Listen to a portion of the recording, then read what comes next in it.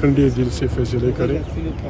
اگر کوئی مشکلات ہوں ہمسایوں کے ساتھ بشمول افغانستان تو کوشش کی جائے باتوں کے ذریعے ان کو حل کیا جائے. ان حالات میں جب کہ خطہ بڑا خطرناک اس میں گرا ہوا ہے ہمیں بہت احتیاط سے قدم اٹھانے چاہیے. مطلب ہمسایوں سے لڑائیاں خطرناک ہوتی ہیں. ہمیں جی اور جی ندوں کی بنیاد پہ کوشش کرنی چاہیے کہ ہمارے ہمسایوں کے تعلقات زیادہ نہ بگڑیں. امریکن قوتوں کی موجودگی ایران کے ارد گرد اس بات کا تقاضا کرتی ہے کہ ہم بڑے ٹھنڈے دل سے فیصلے کریں. اگر کوئی مشکلات ہوں ہمسایوں کے ساتھ بشمول ہے پاکستان تو کوشش کی جائے باتوں کے ذریعے ان کو حل کیا جائے. ان حالات میں جب کہ خطہ بڑا خطرناک اس میں گرا ہوا ہے ہمیں بہت احتیاط سے قدم اٹھانے چاہیے. یہ اچھی باتیں نہیں ہیں کہ یہاں سے بمباریاں ہوں وہاں سے ریئیکشن ہو.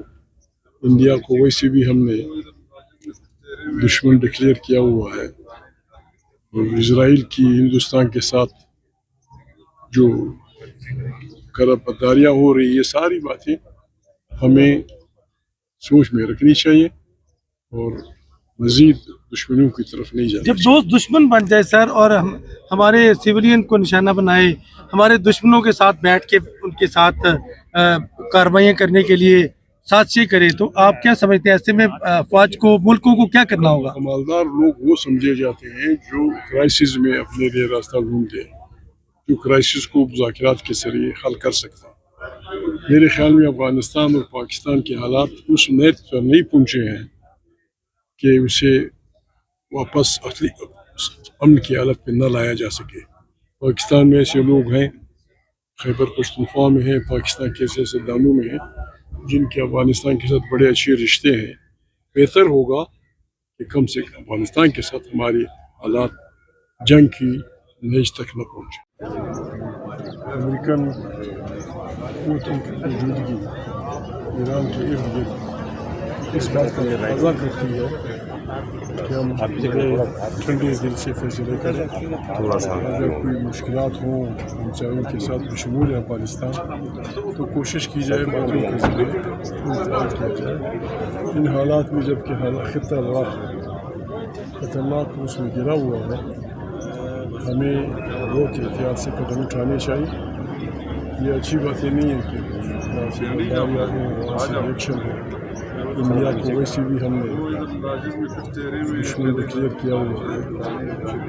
اسرائیل کی ہندوستان کے ساتھ جو قراردادیاں ہو رہی یہ ساری باتیں ہمیں سوچ میں رکھنی چاہیے اور مزید دشمنوں کی طرف نہیں جانا. جب دوست دشمن بن جائے سر اور ہمارے سویلین کو نشانہ بنائے ہمارے دشمنوں کے ساتھ بیٹھ کے ان کے ساتھ کارروائیاں کرنے کے لیے سازشیں کریں تو آپ کیا سمجھتے ہیں ایسے میں فوج کو ملکوں کو کیا کرنا ہوگا؟ عمالدار لوگ وہ سمجھے جاتے ہیں جو کرائسس میں اپنے لیے راستہ ڈھونڈتے ہیں جو کرائسس کو مذاکرات کے ذریعے حل کر سکتے ہیں. میرے خیال میں افغانستان اور پاکستان کے حالات اس نیت پر نہیں پہنچے ہیں کہ اسے واپس امن کی حالت میں نہ لایا جا سکے. پاکستان میں ایسے لوگ ہیں خیبر پختونخوا میں ہیں پاکستان کے ایسے سردانوں میں ہیں جن کے افغانستان کے ساتھ بڑے اچھے رشتے ہیں. بہتر ہوگا کہ کم سے کم افغانستان کے ساتھ ہماری حالات جنگ کی نہج تک نہ پہنچے. مطلب ہمسایوں سے لڑائیاں خطرناک ہوتی ہیں. ہمیں جی اور جی ندوں کی بنیاد پہ کوشش کرنی چاہیے کہ ہمارے ہمسایوں کے تعلقات زیادہ نہ بگڑیں. امریکن قوتوں کی موجودگی ایران کے ارد گرد اس بات کا تقاضا کرتی ہے کہ ہم بڑے ٹھنڈے دل سے فیصلے کریں. اگر کوئی مشکلات ہوں ہمسایوں کے ساتھ بشمول افغانستان تو کوشش کی جائے باتوں کے ذریعے ان کو حل کیا جائے. ان حالات میں جب کہ خطہ بڑا خطرناک اس میں گرا ہوا ہے ہمیں بہت احتیاط سے قدم اٹھانے چاہیے. یہ اچھی باتیں نہیں ہیں کہ یہاں سے بمباریاں ہوں وہاں سے ریئیکشن ہو. انڈیا کو ویسے بھی ہم نے دشمن ڈکلیئر کیا ہوا ہے اور اسرائیل کی ہندوستان کے ساتھ جو بداریاں ہو رہی یہ ساری باتیں ہمیں سوچ میں رکھنی چاہیے اور مزید دشمنوں کی طرف نہیں جانا. جب دوست دشمن بن جائے سر اور ہمارے سویلین کو نشانہ بنائے, ہمارے دشمنوں کے ساتھ بیٹھ کے ان کے ساتھ کارروائیاں کرنے کے لیے سازشیں کرے, تو آپ کیا سمجھتے ہیں ایسے میں افواج کو, ملکوں کو کیا کرنا ہوگا؟ کمالدار لوگ وہ سمجھے جاتے ہیں جو کرائسس میں اپنے لیے راستہ ڈھونڈتے ہیں, جو کرائسس کو مذاکرات کے ذریعے حل کر سکتے ہیں. میرے خیال میں افغانستان اور پاکستان کے حالات اس نیت پر نہیں پہنچے ہیں کہ اسے واپس امن کی حالت پہ نہ لایا جا سکے.